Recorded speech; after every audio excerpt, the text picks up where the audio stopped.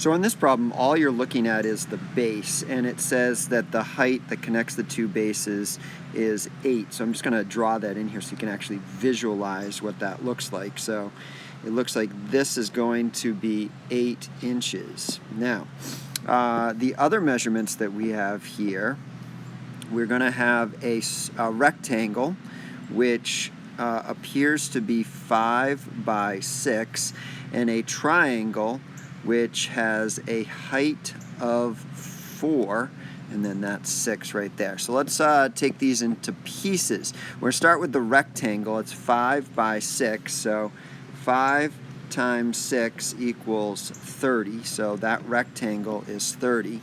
The triangle is 6 by 4, so we're going to do 6 times 4, but divided by 2 because it's a triangle.